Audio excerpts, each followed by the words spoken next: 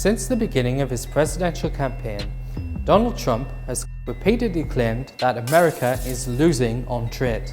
Depicting global commerce as a simple zero-sum game, he has accused China of cheating on global rules in trade and ripping off the United States, citing a $410 billion trade deficit in Beijing's favor.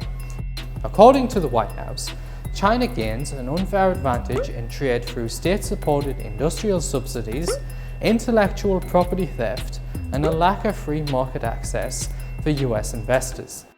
The president claims that because American leaders have been weak in standing up for the country, a trade war is a justified course of action in forcing China to change its ways and engage fairly. In doing so, the president claims that by putting tariffs on imports from the Asian giant, not only can Beijing be forced to change course, but it can also create a level playing field by bringing back manufacturing jobs to the United States. But are these claims really true? Is America really losing on trade to China? For nationalist incentives, the Trump administration is purposefully misrepresenting the complexities of international business and making China a scapegoat for decisions what in fact been made by American companies in light of changing domestic conditions. What the White House does not elaborate to the public is that enterprises have sought to invest in the country as a means of reducing costs, whilst also profiting from China's enormous domestic market. In this sense, the US has benefited substantially from robust economic ties with China. Whilst Trump claims that Chinese state-led cheating causes America to lose, the reality is that many American companies have saw opportunity in Beijing. Chinese goods have been cheap simply because the company's enormous labor force, combined with low production costs, have allowed it to be so, not because of industrial subsidies. As a result, over the past few decades, many American businesses recognized that they could save substantial amounts of money by outsourcing production, citing rising costs within the United States, which if left untouched, would have caused spiraling inflation.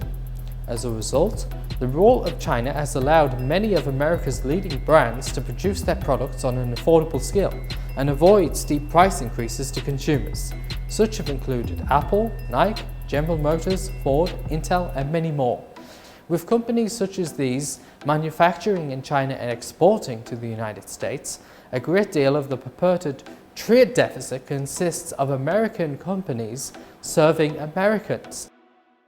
This depicts a reality that is far from Trump's claim that China is paying the US for tariffs. It is in fact American businesses and consumers who are doing so. But exports to America don't tell us the full story. Trump willingly ignores the fact that American companies have had immense success selling their products to Chinese consumers too. For example, Nike's profits from Chinese sales have been cited at $900 million. Gillette Razors has an annual revenue in China of over $2 billion. Coca-Cola occupies 16% of the Chinese soft drink market. KFC operates over 4,260 stores within China, and so on. As China develops, its growing consumer class and enormous population offers US businesses profits that cannot be replicated at home.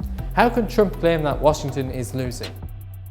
Moving beyond tangible goods, Trump also ignores that the United States holds a trade surplus of $37 billion in the export of professional services to China. This includes travel services and, contrary to claims that China is stealing, also charges for the purchase of intellectual property. This is a figure that has grown year upon year. Again, it runs contrary to the general narrative being created in Washington. As a result, we must be honest in pointing out that Trump's claims that America is losing on trade and being ripped off by China are not supported by facts. Instead, the president is utilizing the populist scapegoating an entire country to play upon people's fears of a changing world. In reality, the situation is far more complex and also far more beneficial to America than Trump would like to tell the public. Far from state-induced cheating, it is US companies themselves who have made the decision to invest in China in terms of export, manufacturing, and selling to local customers. In turn, it is them who will also pay the brunt of Trump's escalatory trade war with China.